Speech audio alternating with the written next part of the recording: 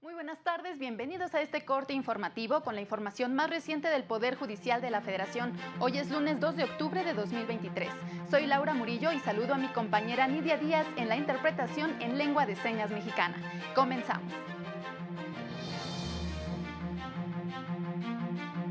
El Pleno de la Corte determinó que el Senado de la República ha sido omiso al no designar a 3 comisionados del INAI. La ciudadanía exige jueces responsables comprometidos con la sociedad, afirmó la ministra Norma Lucía Piña Hernández. Se cumplieron casi 23 años de la histórica sentencia de la primera sala que ordenó investigar los sucesos del 2 de octubre en Tlatelolco. Nos enlazamos con mi compañero Mario López Peña, quien se encuentra en el edificio sede de la Suprema Corte de Justicia de la Nación, con el reporte de lo que aconteció en la sesión del Pleno del Tribunal Constitucional. Adelante con la información, Mario, por favor. ¿Qué tal? Muy buenas tardes a todas las personas que siguen esta transmisión. El Pleno de la Suprema Corte de Justicia, por mayoría de votos, ordenó al Senado que cumpla con la designación de personas comisionadas del Instituto Nacional de Transparencia, Acceso a la Información y Protección de Datos Personales. Esto al declarar que hay omisión del propio Senado para realizar las designaciones. Es decir, al no haber los nombramientos, no hay cumplimiento del mandato constitucional. Escuchemos al ministro ponente, Juan Luis González Alcántara Carranca.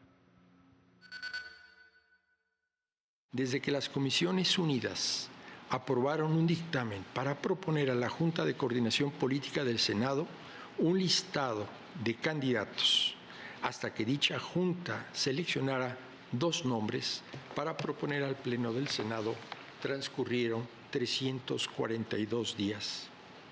Dicho plazo, por sí solo, excede cualquier plazo razonable.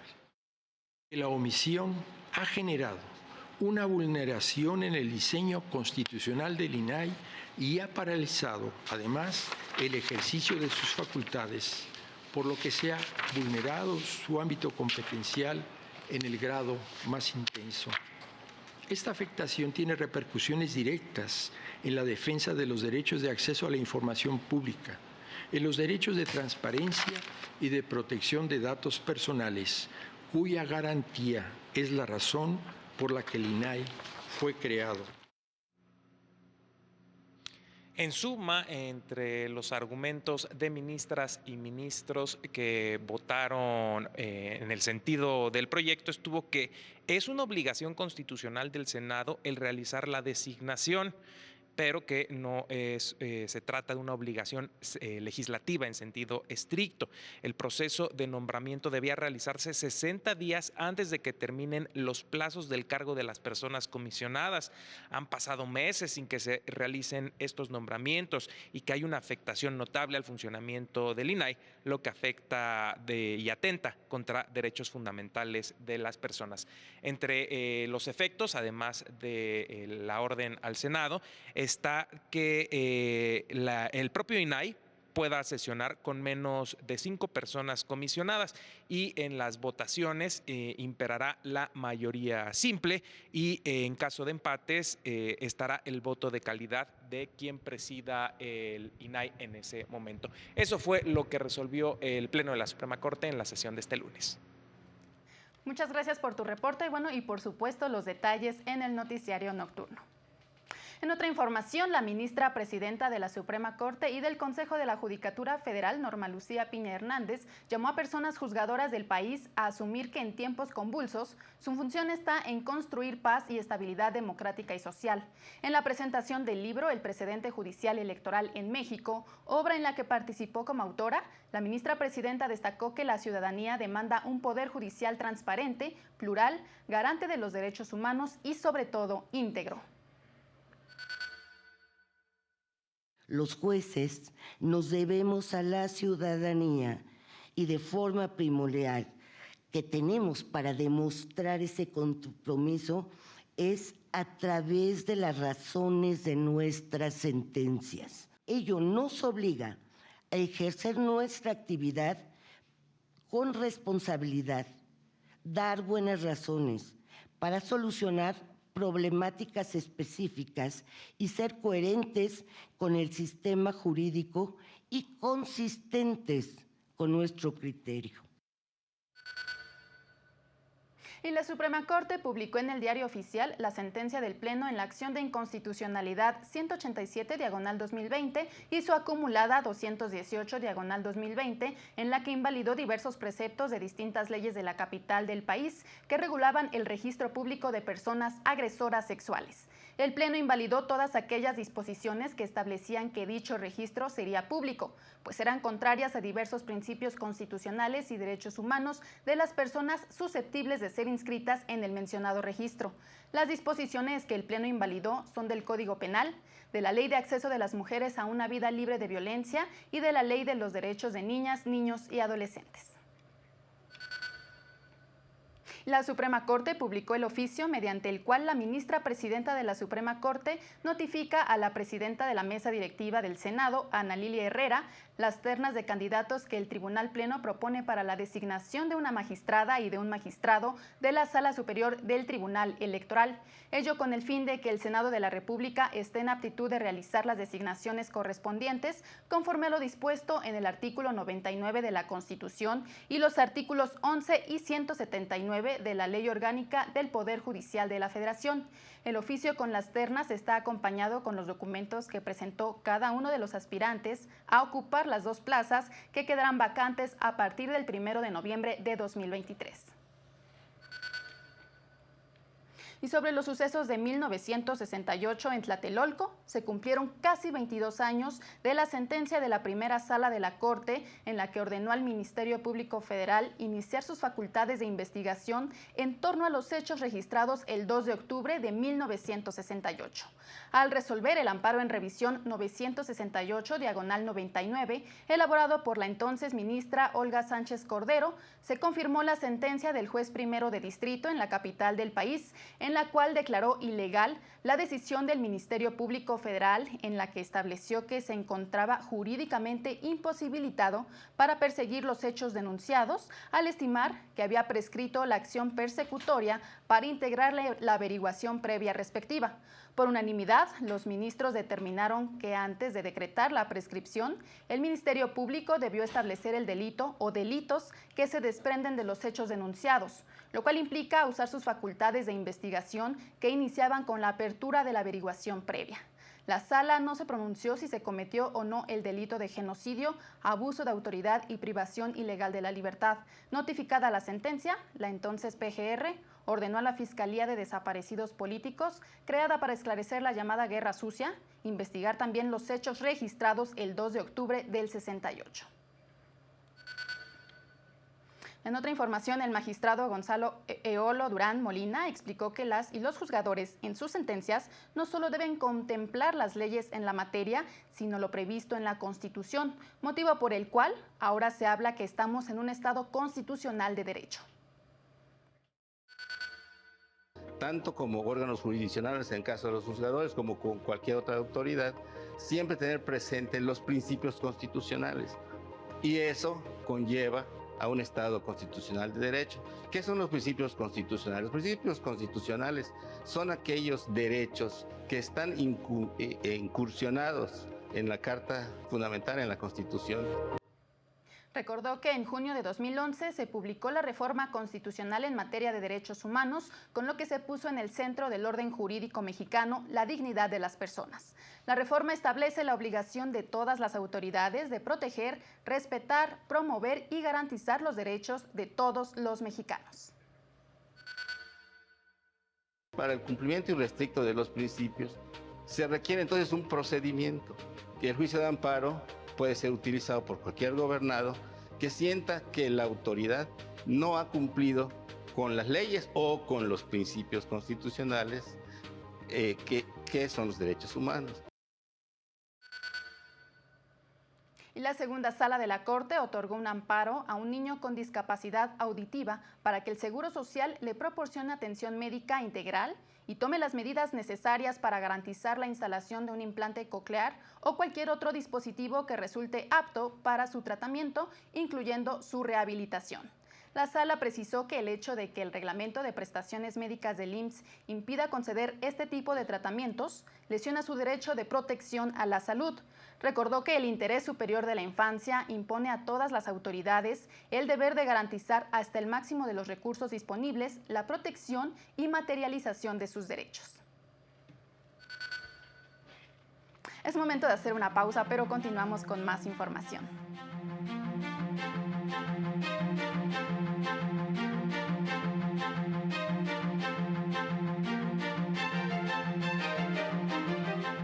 Al regresar, la magistrada Yanine Otálora Malasis propone revocar el acuerdo del INE que fija las fechas para el inicio de las precampañas.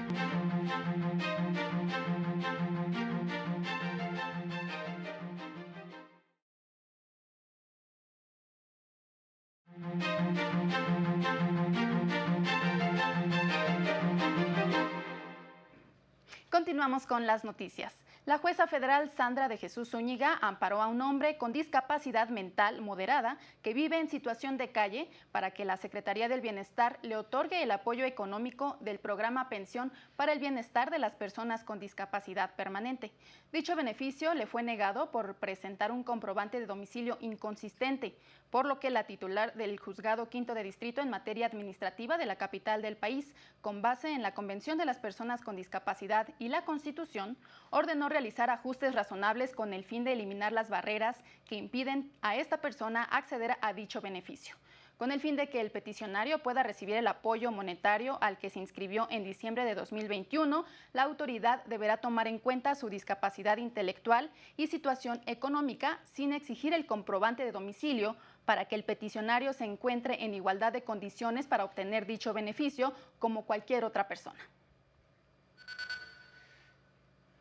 En otro tema, el magistrado Felipe de la Mata Pizaña aseguró que es indispensable dotar de eficacia a las acciones afirmativas. Recordó que a través de diversas sentencias, el Tribunal Electoral del Poder Judicial de la Federación ha tratado de cambiar la manera en que se distribuye el poder en México. Al ofrecer una conferencia magistral sobre el tema en el Instituto Electoral de Tabasco, aseguró que la gente quiere hacer lo correcto para cambiar a México, porque se requiere que haya una representación plural de la sociedad. Puntualizó que este es el reto que tienen las autoridades electorales, cambiar la desigualdad estructural histórica a través de las acciones afirmativas. Ahora, las acciones afirmativas parten de una gran desigualdad, histórica, de un mundo donde se ha roto el principio de igualdad y por lo tanto de competitividad, por ejemplo, en temas electorales. Y la Sala Superior del Tribunal Electoral dio a conocer el proyecto de la magistrada Yanine Otálora Malasis, con el que propone resolver el recurso de apelación interpuesto por el partido Movimiento Ciudadano, en el que pide invalidar el acuerdo del Consejo General del INE que regula las precampañas. El proyecto propone revocar el acuerdo, pues estima que el INE, al adelantar el inicio de las precampañas electorales federales, afectó los principios de autonomía y autodeterminación de los partidos políticos, su militancia y simpatizantes. El acuerdo precisa que el 5 de octubre los partidos políticos nacionales deberán definir el método de selección de su candidato o candidata a la presidencia de la República. Las precampañas federales deberán iniciar el 3 de noviembre y concluir el 3 de enero de 2024, mientras que los convenios de coaliciones deberán registrarse a más tardar el 5 de noviembre.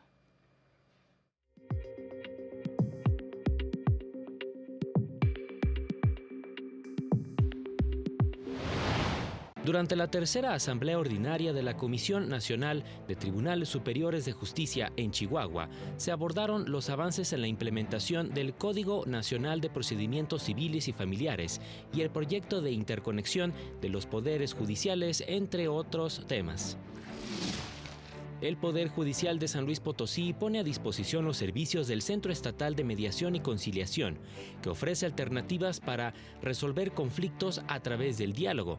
Los convenios logrados tienen la validez de una sentencia judicial. Desde su entrada en operación en abril pasado, el Módulo de Gestión Interinstitucional del Poder Judicial de Campeche ha realizado 676 acciones en favor de 358 mujeres, infantes, adultos mayores y personas con discapacidad. Además, dio seguimiento a las órdenes de protección dictadas por órganos jurisdiccionales.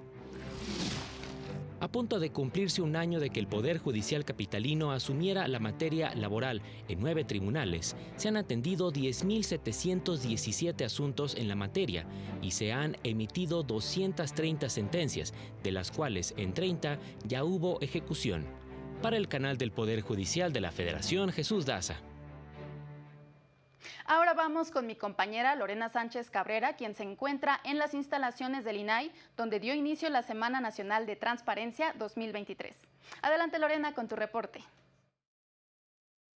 Muy buenas tardes, Laura, Nidia, auditorio de corte informativo. Tal como lo comentas, nos encontramos aquí en la sede del INAI en el arranque de la Semana Nacional de Transparencia 2023, que tuvieron a bien, en la coyuntura que vive el país, titularla Autonomía y Libertades. Y estamos conversando con el comisionado Adrián Alcalá sobre la importancia de que la ciudadanía conozca la naturaleza y también la utilidad de los organismos constitucionales autónomos. Claro, Laura, muy buenas tardes a ti, a la audiencia de Justicia TV y por supuesto gracias por abrirnos el espacio para socializar este importante evento que es uno de los íconos del Instituto, la Semana Nacional de Transparencia, y como tú bien lo comentas, esta edición se llama Autonomía y Libertades. Y es importante al respecto posicionar en el espacio cívico, es decir, en toda la sociedad, la importancia y trascendencia que tienen los órganos constitucionales autónomos para la vida democrática mexicana. Los órganos constitucionales autónomos surgen precisamente para evitar una concentración por parte del poder público en los ejecutivos federal, estatal e incluso en el orden también municipal. Y es precisamente, vemos por ejemplo el órgano garante de transparencia que garantiza el acceso a la información que tenemos todas y todos, la protección de los datos personales. En materia de derechos humanos está la Comisión Nacional de los Derechos Humanos, en materia obviamente de otros temas como el Banco de México que regula la política pública monetaria. Es importante tenerlos y también es muy trascendental que la gente los conozca, pero que no se pierdan en el espacio cívico. Hemos sufrido los órganos constitucionales autónomos muchos ataques basados en desinformación y es importante ese tipo de foros de trascendencia, repito, de charlas, de pláticas, en donde debemos a conocer de dónde surgen los mismos y cuál es la importancia para el Estado mexicano. Por eso es tan trascendental este evento. De acuerdo, comisionado. Pues ahí el reporte para nuestro auditorio esta tarde. Muchas gracias, Lorena, por tu reporte y bueno, también los detalles en el noticiario nocturno. Antes de despedirnos, le informamos que hace unos minutos el Tribunal Electoral dio a conocer el proyecto del magistrado Reyes Rodríguez Mondragón, con el que propone resolver el juicio ciudadano interpuesto por Marcelo Ebrard, en el que pide que se resuelva la queja en la que pide anular el proceso interno para designar al coordinador de la defensa de la Cuarta Transformación. El proyecto considera inoperante parte de la queja, pues ya fue admitida por la Comisión de Honor y Justicia de Morena, por lo que solo propone exhortar a dicha instancia a respetar los plazos previstos en sus estatutos para resolver la queja. Así llegamos al final de este espacio de noticias. Soy Laura Murillo y lo invito a mantenerse en la señal del canal del Poder Judicial de la Federación y a seguir a las 19:30 horas nuestro avance informativo y a las 8:30 de la noche el noticiero nocturno. Gracias por su atención. Hasta la próxima.